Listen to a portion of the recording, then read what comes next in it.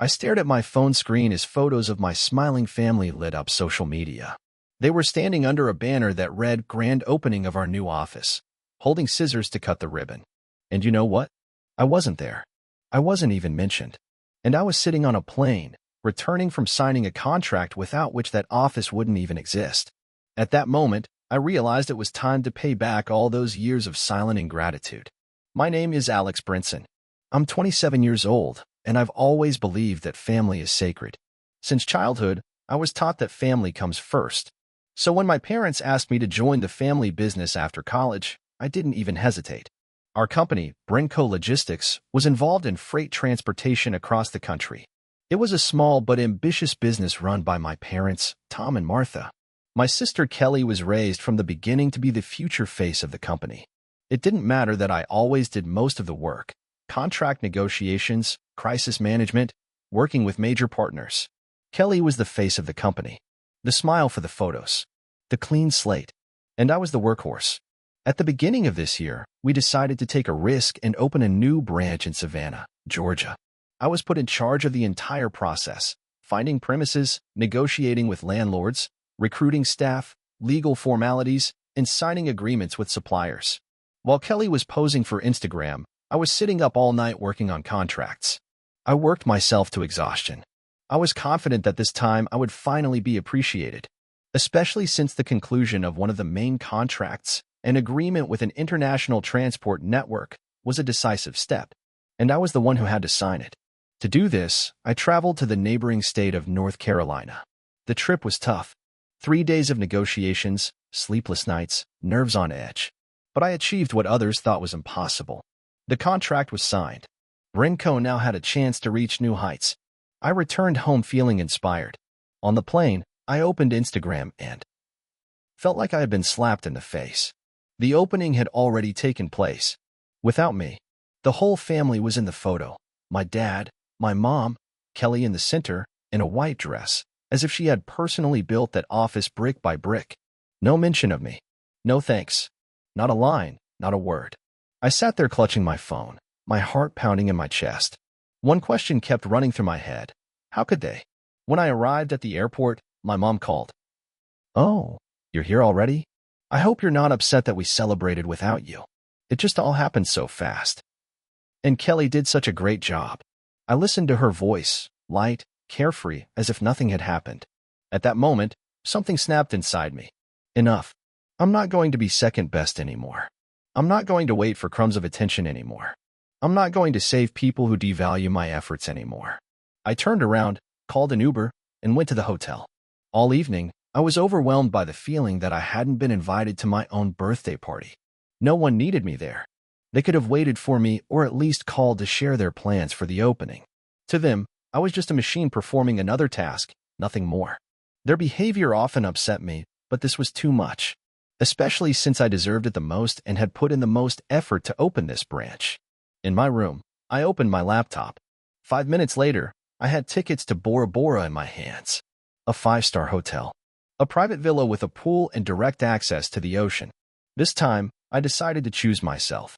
I posted a photo of my boarding pass on Instagram with the caption, "Sometimes the greatest achievements aren't the ones you get praised for. They're the ones you're grateful to yourself for." And you know what? My family's reaction was immediate. First, my mom, "Alex, are you serious? That's no reason to disappear." Then my dad, "Come back, son. We need your help getting the office up and running." And finally, Kelly, "What childish behavior is this? Don't be silly and come home. We have a lot to do." I just smiled and turned off my phone. That was just the beginning. I stepped onto the runway at Bora Bora and breathed in the salty, warm ocean air. My whole body, tired, exhausted from an endless marathon of excuses to people who never listened to me, finally relaxed. This is what freedom smells like, I thought. While the other passengers hurried to the buses, I lazily sat down on a bench near the palm trees and glanced at my phone. 35 missed calls. 18 messages. Mom. "Alex, we need to talk urgently." Dad. "Son, we understand that you're hurt, but business can't wait." Kelly. "Come on, stop it.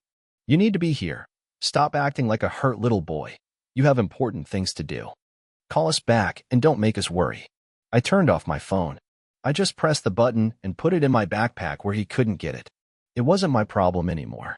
For the first time in years, I chose myself. I was met at the airport by a driver, a strong, smiling local man named Theo. He helped me load my things into a white SUV and offered me a bottle of ice-cold water. "Welcome to paradise, my friend," he said cheerfully. As we drove along the coast, I looked out the window at the clear blue water, the small bungalows on stilts above the lagoons, and with every meter I felt the pain and disappointment slip away. Only one thought ran through my head. I don't have to put up with contempt just because we're related. When we arrived at the hotel, I felt like I had stepped into a fantasy. Huge open lobbies, the scent of tropical flowers, staff greeting you with cocktails and warm smiles. I was handed the key to my villa, a separate cottage on the water with a glass floor through which I could see the coral reefs. I dropped my things, opened the door to the terrace, and stepped outside. Before me stretched the endless blue of the ocean. It was just me and the world. I didn't feel lonely. I felt free to choose. That night, I ordered dinner to my room. Fresh seafood, white wine, candles on the veranda. I ate slowly, savoring every bite, every moment of silence. And then, already a little drunk from the wine and happiness, I posted a photo of the ocean on Instagram with a short caption. "True freedom begins when you no longer have anything to prove to anyone." The reaction was instant. My friends liked it and wrote, "You're cool. I'm proud of you. Great move." But from my family, only silence. Although I knew they saw it. Let them burn. The next morning I got up early, not because of anxiety or deadlines. I just wanted to see the sunrise. Standing barefoot on the warm wooden floor, I watched the sun rise above the horizon, painting the sky pink and gold. My heart was beating calmly. Suddenly, I heard a voice nearby. "Not a bad place to escape to, huh?" I turned around. Standing in front of me was a tall man of about 35, wearing a light linen shirt and smiling like an experienced survivor. He held out his hand. "Logan, I'm also hiding from reality here." I laughed and shook his hand. "Alex, nice to meet you." We exchanged a few jokes, and Logan suggested, "Listen, I have a yacht, and we're going on a little cruise between the islands today. Want to join us? It'll be a great time." I hesitated for exactly half a second. "What the hell? Why not?" I replied. That day, I met a dozen people, each with their own story of escape. Mia was a young writer who had fled a toxic publishing house. James and Andy were a couple who had left the grueling corporate rat race and opened a small coffee shop in Peru. Alice was an artist who traded the big city for a cabin in the mountains. And each of them spoke the same truth. Life is too short to live up to other people's expectations. I sat on the deck of the yacht, a glass of chilled wine in my hand, and caught myself thinking. For the first time in many years, I am truly happy. In the evening, when I returned to the villa, I glanced at my phone. A new flurry of missed calls. "Mom, this is getting serious. We urgently need your signature on some important documents." "Kelly, please." "Alex, I'm begging you as your sister. You missed 2 important meetings today. I managed to reschedule them for a few days, so enough sunbathing under the palm trees. You need to get back to work." I put my phone face down and ordered another round of passion fruit mojitos. Right now, my problems consisted of only 3 things. The warm breeze, cold drinks, and my new life. And you know what? That was enough for me. I never believed in coincidences. People come into our lives either as blessings or as lessons. Logan and Mia were both. The next morning, I saw them again at the beach bar. Logan was sitting on a high stool, leisurely sipping his coffee and reading the newspaper. Mia, in a light white dress, was jotting something down in a notebook, occasionally glancing at the horizon. When I approached, Logan raised his hand in greeting. "Hey, Alex, how does it feel to be free of phone calls and obligations?" he asked with a sly smile. Like a man who has just taken off his shackles, I replied honestly. They both laughed. We ordered breakfast, tropical fruit, avocado toast, and coffee that smelled earthy and fresh, and started talking. It turned out that Logan had once run his own logistics company in Texas. It was successful and profitable, but he felt trapped in a golden cage. Endless meetings, pressure from shareholders, constant expectations from his family. At some point, he sold everything and went traveling around the world. Mia was a young writer from Boston. Her first book was a bestseller, but her publishers forced her to turn her work into a stream of commercial novels. She ran away and was now writing a novel about freedom. Each of them had learned the most important rule: Life is yours. And yours alone. We talked for hours about dreams, fears, plans. So what are you going to do when your escape is over? Mia asked, staring at me with her attentive eyes. I leaned back in my chair and thought, what do I really want? To go back to a family that sees me as nothing more than a convenient employee? Or to build something of my own? We talked for a long time about the importance of living your life, about business, development, opportunities. I shared my story with them, about my ambitions, my plans, how much effort and work I had put into the family business, how I had established connections, made new useful acquaintances, how I had looked for people to join the team and learned management. Perhaps at that moment, Logan saw in me a reliable partner, dedicated to his work. He appreciated my level of competence and my ability to take risks and achieve my goals. And then Logan came up with an idea. Why don't you start your own logistics company? No old school. No old mistakes. Everything by the new rules. I laughed. I don't even have the money to start. I dismissed him. Money's no problem, brother, Logan said, finishing his coffee. I'm willing to invest. If you're serious. For the first time in a long time, I felt my heart beating with excitement. An opportunity. A real chance. Not to follow in someone else's footsteps. To become someone myself. That evening, I sat on the terrace of my villa for a long time, looking at the stars. The wind swayed the palm trees. The ocean whispered its endless song. I thought about all the years I had given to people who never considered me their equal. About all the ideas that had been stolen from me. About all the successes that were attributed to someone else. I felt like I was standing on the edge of two worlds. And it was up to me to decide which one to step into. I spent the next few days in deep thought. I had never spent so much time alone in my life, never had so many conversations with myself. I finally wanted to listen to myself, to my intuition, because I knew that was the only way I could make the right decision. 2 days later, I wrote a message to Logan. I've thought about your offer. Let's meet at a cafe tomorrow morning and discuss the details. I'm very glad you've made up your mind. We're planning to spend the day on the yacht tomorrow. Join us. It will be a good opportunity to discuss the details, terms, and further cooperation. It's a deal. I sent a short message. I turned on my phone for just a moment and saw dozens of messages from my family again. One stood out in particular. Kelly, you're crossing the line. You're undermining the business and betraying your family. If you don't come to your senses, we'll stop all payments to you, and you won't get a cent from the family business. What's more, when you come back, no one will want to have anything to do with you because you let everyone down and betrayed your family. I smiled. Now these people want to make me feel guilty and ruin my reputation. But now I wasn't driven by fear. I was filled with calm confidence. My life was just beginning, and this time, it would be on my terms. The next morning, the sun was just rising over the lagoon of Bora Bora as I walked barefoot along the wooden walkway to the private pier. The sea was as smooth as glass, and the morning mist enveloped the tops of the palm trees, making everything look like an unreal fairy tale. Logan and Mia were already waiting for me at the end of the pier. Logan was wearing dark shorts and a light shirt, with the kind of smile that says, "Today is an important day." Mia looked elegant even in a simple swimsuit with a sarong around her hips, a notebook in her hands, always ready to write something down. Next to them was a yacht. No, not just a yacht, a real dream. A white hull, perfect lines, the look of a ship on which deals are signed and destinies are changed. Logan noticed my admiring gaze and laughed. Suitable for starting a new business, eh? I just nodded. We climbed aboard, and the captain, a thin, cheerful old man named Serge, cast off. The yacht moved gently forward, cutting through the smooth water. We weren't just going on a trip. We were going to change the future. Logan opened the refrigerator on the deck, took out a bottle of champagne, and opened it without ceremony. To the beginning, he said, handing me a glass. To freedom, Mia added. To ourselves, I replied, and we clinked our glasses. Then we sat down at a large table under an awning, spread out a map of the world and a laptop. Logan asked the question directly. Alex, if you had no limitations, what business would you build? I thought for a moment. Then, looking at the endless ocean in front of me, I said, a modern logistics company. No paperwork. No delays due to bureaucracy.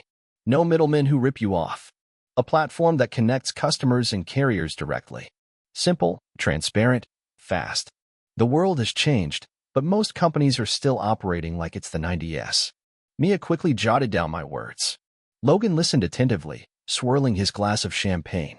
So, next generation logistics? He clarified. Exactly, I nodded. And not just transporting goods, but full support, documentation, insurance, route optimization through artificial intelligence. All in one app. Logan smiled. You talk like someone who's been thinking about this for a long time. Because I have, I replied seriously. For years, I've seen outdated systems kill our business. I came up with solutions, but they were ignored. Because tradition, and that's the way it's done. I took a sip of champagne and shrugged. Now it's time to play by our rules. We broke down the whole idea into pieces. Target audience: small and medium-sized companies that want quick and clear solutions for delivering goods. Model: a platform that automatically selects the best routes, checks transport companies, and signs micro-contracts.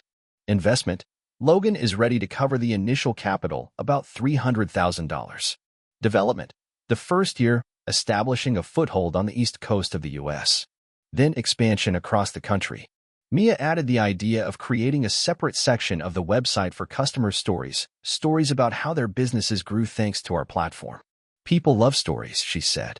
Your story will be the best example. I looked at the map. My heart was pounding with anticipation. This could be the beginning of more than just a business. This could be the beginning of a new life. We had just finished our discussion when Serge, our captain, approached with a serious look on his face. We have guests, he said, nodding toward the horizon. I turned around. A small motor yacht was heading toward us. I immediately recognized the silhouettes on board. Kelly and my father. I felt the blood rush to my face. Logan grinned. Wow, that's some speed. Mia silently turned to a new page in her notebook, ready to record new drama. Their boat moored alongside. Kelly, wearing designer sunglasses and a short dress, jumped onto the deck of the yacht without invitation. Alex, what the hell? She exclaimed. You can't just disappear. We need you. My father stood behind her, frowning and pale. I slowly got up from my chair, feeling incredibly calm. I didn't disappear, I said quietly. I finally showed up. In my life. The business is falling apart, Kelly screamed. You have to come back. I looked at Logan and Mia. They didn't say a word, but their support was palpable, like an invisible shield behind my back. I looked back at Kelly. I don't have to do anything anymore, I said. And at that moment, I knew I had one. No matter what happened next, I was no longer their shadow. Kelly stood in front of me, confused, angry, and for the first time, without her usual mask of superiority. You don't understand. Her voice trembled. Our whole business is falling apart. Clients are leaving. Carriers are demanding new terms. Our deals are falling through one after another. I remained calm. I just looked her in the eyes. My father came closer, his face tense. Alex, you can't do this to your family. We've all made mistakes. But the business is more important. Come back. I shook my head. You didn't even invite me to the opening, I reminded them quietly. You celebrated my work without me. You presented my results as your own. You lost me when you wrote me off. The silence between us was so heavy, it felt like you could cut it with a knife. Kelly started crying, not dramatically, but genuinely, quietly, and silently. It touched me, but not enough to make me change my mind. You're fine without us, aren't you? She whispered. I took a deep breath of ocean air. Not fine, Kelly, but honest. Finally honest with myself. My father exchanged a quick glance with my sister. Then he took a thin folder out of his pocket and placed it on the table. We're offering you a stake in Brenco. Officially. 30% of the shares. Full control of the subsidiaries. You come back, and we'll start over. My heart skipped a beat. This was what I had wanted for years, recognition, an official place, a voice. But now it looked different. Now it was a handout. Not respect. Not partnership. I looked up and met my father's gaze. I'm sorry, I said, but I've already chosen a different path. I handed the folder back. Kelly sniffed. My father clenched his jaw. You'll regret it, he croaked. I smiled, easily, sincerely. Maybe, but at least it will be my mistake. As the boat carrying my former family sailed back to shore, Logan and Mia raised their glasses. Congratulations, Logan said. You just rejected the past that was holding you back. Mia added. And chose yourself. We clinked glasses. For the first time in many years, I felt free, unbound by guilt, not bound by loyalty to people who only needed me as a tool. From now on, I was playing by my own rules. That evening, under the soft light of the yacht's deck lamps, we laid out the laptop and map in front of us again. I chose a name for my company, TrueWay Logistics. Mia came up with the slogan. We don't just deliver cargo, we deliver trust. Logan began drawing up the legal documents. He had lawyers who could prepare everything needed to register a business in Delaware in 2 days. I compiled a list of contacts, old friends, acquaintances in the industry, trusted managers. We worked late into the night, drinking coffee and making plans. And every line in those plans was about me, about my vision, about my dreams. It was no longer a pipe dream. It was real. My new life was officially beginning. Before going to bed, I glanced at my phone one last time. A message from my mother. Son, you are breaking our family. And a message from Kelly. Please don't leave us. I turned off my phone, not because I didn't care. It was because I would no longer allow guilt to control my life. I was no longer living up to other people's expectations. I was no longer their shadow. That night, I fell asleep to the sound of the ocean, with a lightness in my chest that I had never felt before. I woke up to the gentle sound of waves and the smell of coffee. On the table next to my bungalow was a cup of freshly brewed coffee and a note from the hotel staff. Good morning, Mr. Brenson. Today is the perfect weather on the island to start a news story. I smiled. Even the little things in my life supported my new mood, freedom and choice. I put on a light linen shirt and shorts and went out onto the terrace. The sun was just touching the water with its golden rays. I took a sip of coffee and decided, no old business today. No checking my phone. But you know how it is with plans? Just when you're feeling most confident, the past comes back to remind you of itself. My phone vibrated on the table. I glanced at it mechanically, an unknown number. Normally, I would have ignored it. But something inside told me to answer. I pressed answer. Alex, came a familiar, slightly hoarse voice on the other end. Yes. Who is this? I tensed up. It's Brian. Brian Cooper. I froze for a moment. Brian was my childhood friend. We ate dirt together in the schoolyard and learned to ride bikes together. After college, we went our separate ways. He went into finance, and I stayed to help my family. God, Brian, how did you find me? I even laughed. Listen, I need to talk to you. It's about your family. And Brenco. I froze. What happened? Brian sighed into the phone. Maybe we should Zoom? It's a long story. And you need to know the truth. An hour later, I was sitting in a hotel conference room in front of my laptop. Brian appeared on the screen, a little older, wearing a sweater and with a serious expression on his face. He didn't beat around the bush. Alex, Brenco is on the verge of collapse. They've been trying to hide it from you for months.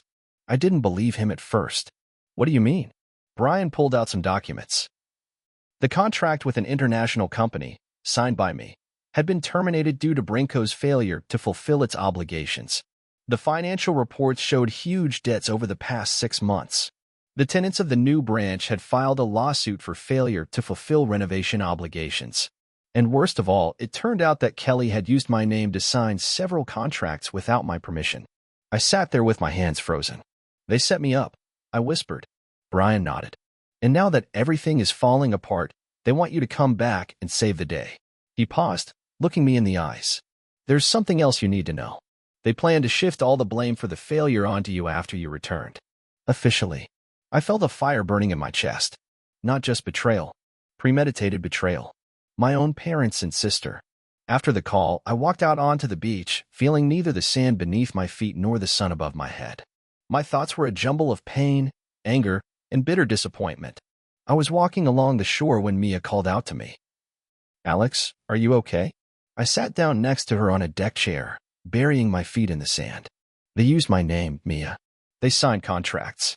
They ruined my reputation. And now they want me to save them. Now I understand why they used every weapon at their disposal to get me back. They knew that if anyone could save the company, it was me. They even threatened to stop all payments, and I wouldn't get a cent from them. And that after everything I did for the company. Mia put her hand on my shoulder. You don't have to fix what they destroyed. Logan, who had come over with cocktails, heard the last words. On the contrary, he said firmly, you have to protect yourself. And your reputation. He placed the glass in front of me. You're building a new empire. And you own nothing but yourself. I looked at the glass. At the waves. At the horizon. And I made a decision. That evening, I sat with Logan and Mia at a large table on the yacht. You can take them to court, Logan said. For forgery. For fraud. But do I want to spend years of my life seeking revenge? I replied. Mia silently drew circles on the glass table with her finger. Sometimes the best revenge is success, she said finally. I smiled. Those were the words I needed to hear. I made up my mind. I wasn't going to fight them. I was just going to become so successful that they would feel defeated. Without me lifting a finger, we continued working on TrueWay Logistics. We ordered a website to be developed. We hired a lawyer to protect my name. We started looking for our first clients among small businesses that had lost trust in the old logistics companies. I personally wrote letters to the first 5 clients, telling them my story. And you know what? All 5 agreed. Not because of advertising, not because of low prices, but because they felt the truth in every word. That evening, I received another message. It was short. Kelly, you destroyed our family. You will burn in hell. I just shrugged, and I sent a reply. Maybe, but at least I'll burn in hell as a free man. I pressed send, and I finally let go of everything that was holding me back. The first TrueWay Logistics deals were easy to sign, thanks to my reputation among small businesses and my old contacts. But I quickly realized that I couldn't do it alone. The workload was growing. It wasn't enough to just serve customers. I also had to build a structure, standards, marketing, and legal support. One person couldn't physically keep up with the pace. I sat in the hotel lounge with my laptop on my knees, analyzing the situation, and made a simple decision. I would trust those I had trained myself. The first person I called was Nick Carter, a former colleague whom I had personally brought to Brenco. He was the best logistics manager I knew. When I left, Nick felt abandoned, but he kept working until the situation at Brenco became unbearable. Although many of the employees I brought to the company, with whom I had built trusting relationships, left on their own after learning that I no longer worked for the company and, later, about the state of the company. His smiling face appeared on my screen. Alex? Is that you, or am I imagining things? It's me, and I have an offer you can't refuse. 2 hours later, Nick was back in business. Next, I called Lily Stewart, an incredible lawyer whom I had also recommended to my family business, but who had bitterly left due to Kelly's machinations. Alex, if you're building a new company, I'm with you, she said immediately, without asking any questions. The third was Terry Scott, a marketer with a unique vision for the brand. She had worked with me during the early stages of Brenco, and I knew that without her, no advertising campaign would shine. She responded even faster. When and where do we start? In 3 days, I formed a small but incredibly strong core team. Nick, Chief Operating Officer. Lily, Chief Legal Counsel. Terry, Chief Marketing Officer. Mia, Content and PR. Logan, Growth Strategy and Investment. Each of them didn't just work with me. They believed in me. For the first time in my life, I felt like I had a real team around me. Not a family by blood. A family by choice. It was only after the core team was formed that Logan approached me for a serious conversation. We were sitting in a restaurant on the water under a starry sky when he said, Alex, you haven't just created a company. You've created a movement. And a movement needs to be scaled. He laid out his idea on the table. Launch a nationwide partner network. Create a licensing model for independent operators. Build a platform that will become the standard for a new era in logistics. I'm willing to put in another $500,000, Logan said calmly. But the decision is yours. I looked at my people. They were ready. And I was ready. The next morning, standing barefoot on the warm sand, I made my decision. I'm going all in. Not out of greed. Not out of a desire to prove something to my family. But because of my belief in myself and those who followed me. We launched a large-scale partner recruitment campaign. A website with personal stories of each team member. Direct presentations for logistics operators across the country. A support program for new partners. Training, a CRM system, legal support. And most importantly, every new partner felt that we weren't a corporation. We were a team. Yes, it was difficult at first. Competitors spread rumors. My family tried to discredit me among my former clients. Some employees were afraid to switch. But thanks to loyal people, our honesty, and passion, we persevered. In the first month, we signed 20 partners. In the first quarter, we signed 70. TrueWay Logistics was becoming a real force. One evening, I was sitting on the terrace of our new office in Miami with Nick, Lily, Terry, and Mia. We were drinking champagne, celebrating our first serious profits. And I realized I could never have done this alone. My strength was in my people, and they were my true treasure. 9 months had passed since TrueWay Logistics officially started operations. We were growing, adding new partners every week. We had large orders from retail chains and manufacturers of essential goods. For the first time in my life, everything was going right. A strong team, a clear mission, and steady growth. But along with it came another feeling: fear. Fear that it could all collapse as quickly as it had come together. Fear that I would be alone again. At times like these, I remembered Logan's words. True leadership isn't when people aren't afraid to lose you. It's when you're not afraid to lose everyone while staying true to yourself. I tried to hold on to this truth, but life decided to throw me a new challenge. One evening, when I returned from a meeting with a potential client, Logan was waiting for me at the office entrance. He stood in the shade of the palm trees, holding an envelope in his hands. "You have to see this," he said seriously. Inside the envelope was a letter with the logo of Global Link Logistics, one of the largest players in the American transportation market, and an offer. "Dear Mr. Brenson, we are impressed by your success with TrueWay. We are offering you a strategic partnership, the purchase of a controlling stake in TrueWay on the condition that you remain as CEO.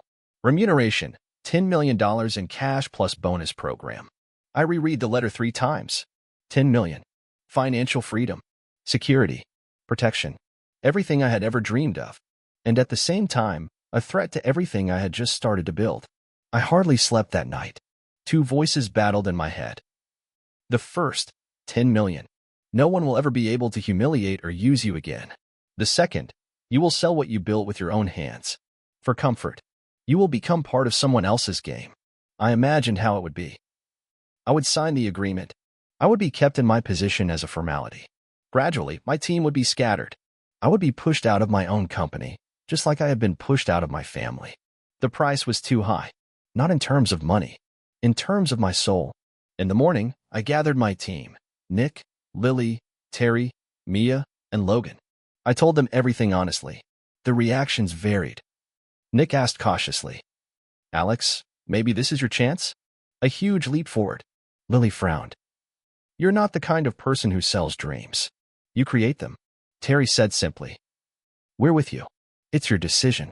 Mia looked me straight in the eye and added, "You've already made the hardest choice of your life. Don't trade it away now for convenience." Logan was silent. Then he said, "Real money doesn't buy freedom. It buys bigger chains." I thanked everyone, and I went to the beach alone. The sun was just beginning to set behind the horizon. I took off my shoes, stepped into the warm water, and stood there listening to the waves.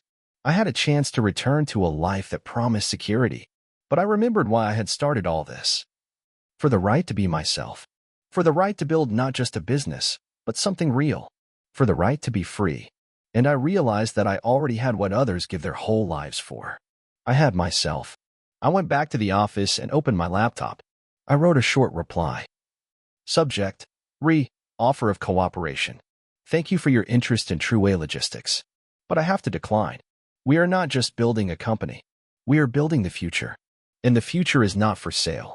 Sincerely, Alex Brenson, CEO, TrueWay Logistics. I clicked send, and I felt an invisible weight lift off my shoulders. That evening, my team and I celebrated. Not because we were richer, but because we were stronger.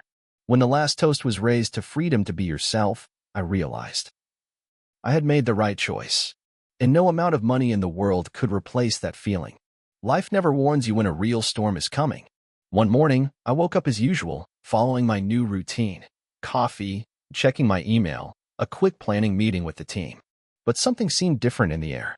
I checked my personal email and found several messages from old acquaintances.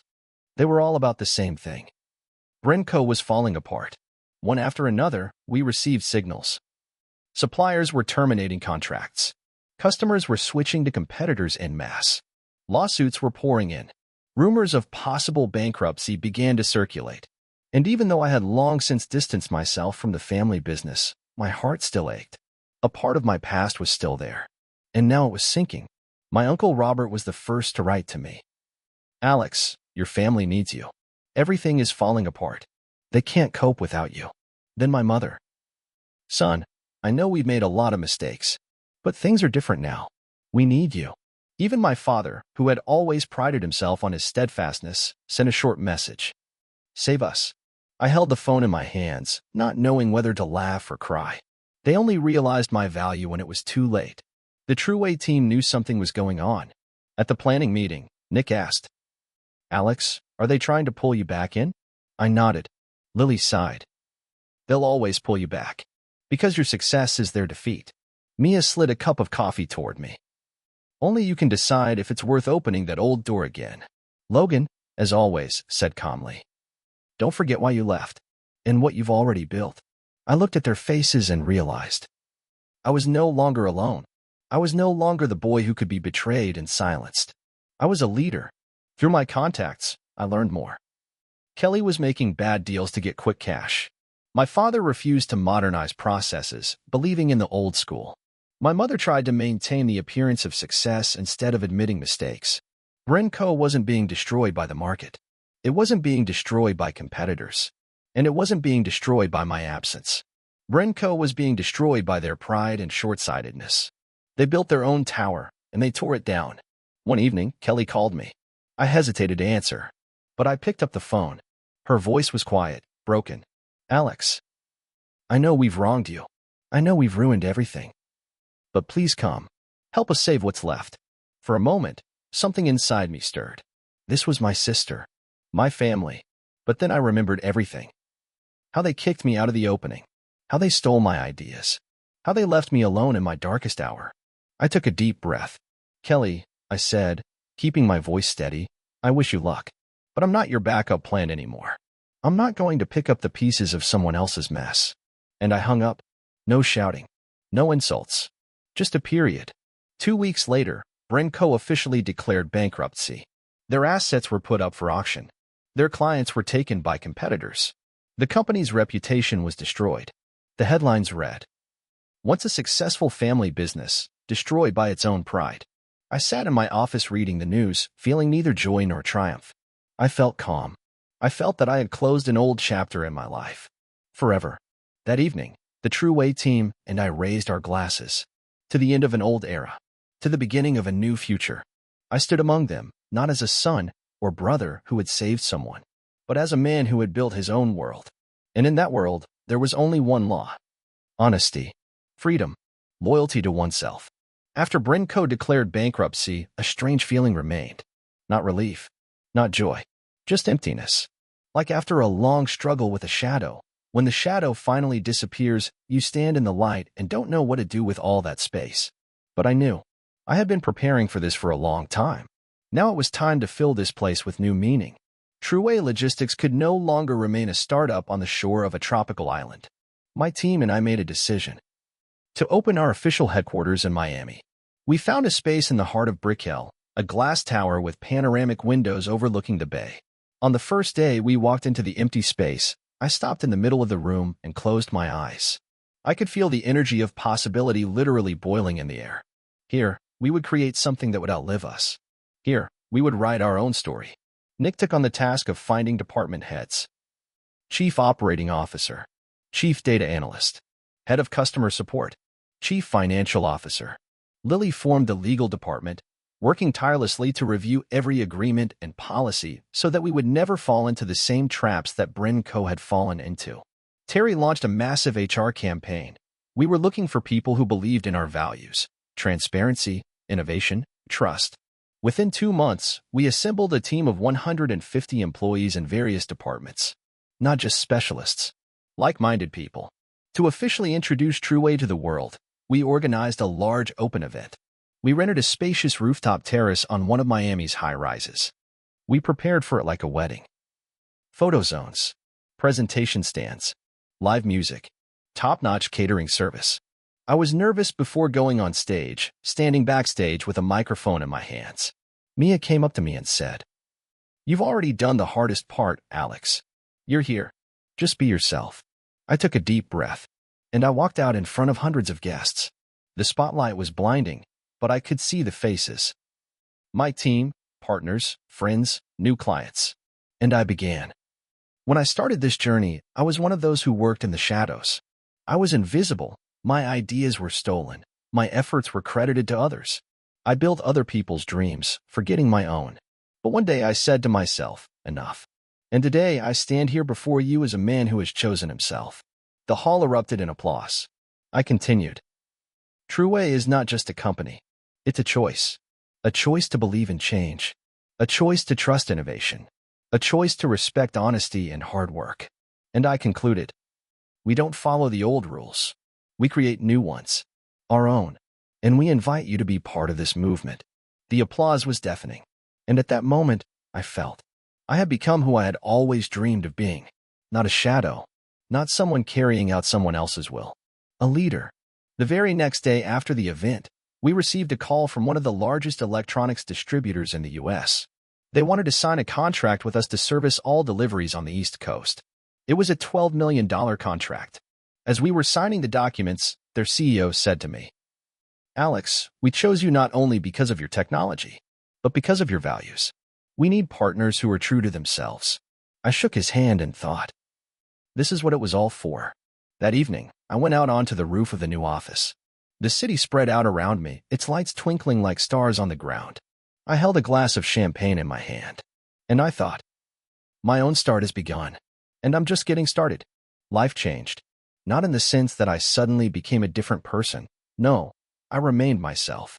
It's just that now I woke up every morning with a clear understanding. I am following my own path. The TrueWay Logistics office was buzzing with energy. The team was growing, new projects were being launched every week, and each department worked together like a single living organism. When I walked down the hallways, employees smiled at me, not out of obligation, but out of pride that they were part of something real.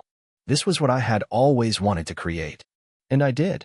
To cement our status in the market, Terry organized a press conference. It was a big event. Representatives of major business magazines and TV channels were in attendance. Our top managers gave speeches. Plans to go international were announced. I stood on stage in front of hundreds of people and talked about what we were building. TrueWay is not just logistics. It's a revolution in business interaction. It's the freedom to choose the best paths, not outdated systems. We bring the world what it has been lacking: honesty and transparency. The applause was loud, and in people's eyes, I saw that they believed. After the press conference, what we jokingly called an avalanche began. Companies from Europe wanted to become our partners. Businesses from Canada offered integration. Startups asked for our standards to optimize their own operations. TrueWay became a trusted brand. Every time, I was amazed at how much we had achieved in just 1 year. But I knew that this was only the beginning. And just when we felt confident, the blows began. The first signal came from Nick. Alex, Global Link Logistics is launching a platform that looks suspiciously similar to ours. I wasn't surprised. A large, old corporation that once wanted to buy us was now trying to copy us. The problem was that they had more money, more connections, more leverage. We were David against Goliath. But I knew that resources aren't everything. Faith does. Loyalty to yourself. Global Link launched a powerful advertising campaign. They promised a new level of logistics at dumping prices. They used our slogans, slightly modified. They bribed our potential partners with promises of easy money. And although most of our customers stayed with us, some began to waver. The most painful blow was that several potential large contracts fell through at the last stage. I remember the evening when Nick came into my office and said, we lost a $5 million contract with a tech giant. They went to Global Link. I clenched my fists. Not out of anger. Out of determination. We couldn't compete with them on money. But we could compete on honesty and quality. We developed a new strategy. We launched a series of stories about real customers who stayed with us and grew thanks to our collaboration. We created an open portal with complete transparency of our processes. We organized community meetings for our partners where everyone could share their experiences without filters. Customers saw that we weren't just talking big. We kept our promises. 3 months after Global Link's attack, we received an invitation. We were invited to speak at an international logistics conference in New York, the largest in the industry. And not just to speak. We were asked to lead a panel discussion on the future of logistics. It was recognition. Official recognition. The world saw us not as newcomers, but as innovators. That evening, I stood on the roof of our office in Miami. I looked down at the city below, so huge, so alive. I held a glass of wine in my hand. Mia came up and stood silently beside me. Are you proud of yourself? She asked. I smiled. I'm not just proud. I'm free. And we raised our glasses to that. to the freedom to be yourself, to the freedom to build what you believe in, to the freedom to win on your own terms. After the conference in New York, which was a triumph for us, I returned to Miami feeling elated and inspired. The world saw TrueWay not as a small startup company, but as a new force in the industry. I thought that now the past was finally behind me. But one evening, when I opened my mail, I saw a large white envelope with no return address. When I opened it, I found a letter from my mother. Dear Alex, we all understand that you were treated unfairly. We made many mistakes, and we paid for them in full, but you are still our son, and we want to ask you to meet with us. No demands, no accusations, just talk. We love you. Mom. I sat there for a long time, holding the letter in my hands. Most of what was written was too late, but part of me still remembered the other side, the side where I was a boy looking for approval, love, simple gratitude. Maybe it wasn't them who needed to meet me. It was me. To close this chapter once and for all, I discussed everything with the team.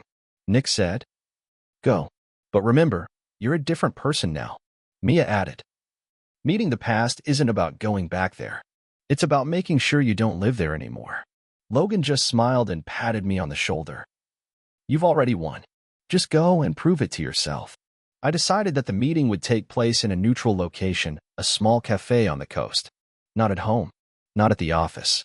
Out in the open, where I could leave at any moment without looking back. When I arrived at the cafe, they were already waiting. Mom was sitting on a bench, holding a coffee cup tightly with both hands. She looked older than I remembered. Dad stood nearby, staring out at the ocean. His shoulders seemed smaller than they used to be.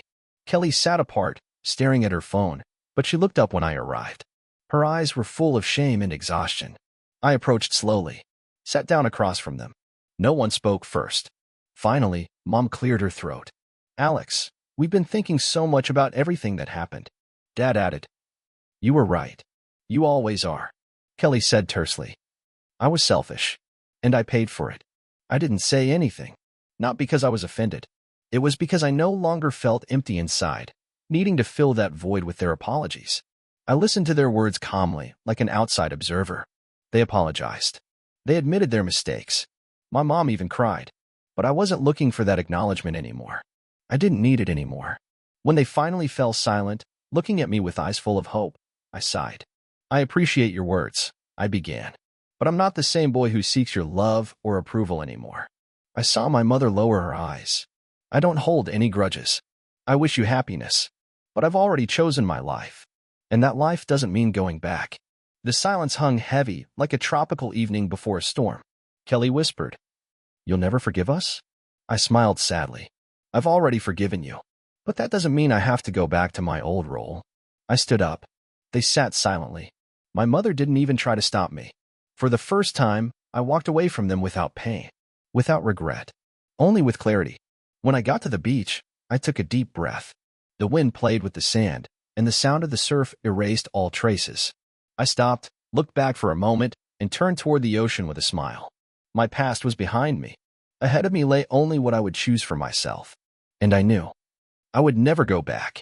The morning after meeting with my family, I woke up with a sense of peace I hadn't felt in many years.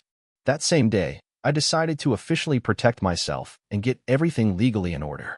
Together with Lily, we drew up a document that completely protected my name and brand from any possible encroachment by my relatives. No attempts to use my name for old business. No contact in business matters without written consent. Complete independence of TrueWay from any family associations. It was not an act of malice. It was an act of love for myself. When I signed those papers, I felt that I had finally stepped out of their shadow. All my adult life, I had imagined a home as a place where other people were waiting for you, where you had to be right, comfortable, needed. Now I was building a home for myself. I bought a plot of land on the coast near Miami, a quiet place where the sound of the surf blended with the wind among the palm trees. The house was simple yet grand. Glass, light, space. No unnecessary walls. No pretense. Just the things I loved. Books, music, nature. Here I could be myself completely. In business, we didn't stand still. A year after its launch, TrueWay entered new markets. We opened offices in Canada and Europe. We created a fund to support startups in the field of smart logistics. We launched an internship program for young entrepreneurs from poor regions. My team grew to over 500 people. But most importantly, each of them believed in our shared dream. The friends I gathered around me became my new family. People who didn't demand that I change.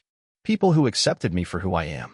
Mia became more than a friend to me. She was the person who always reminded me that I am worthy of respect and love just for who I am.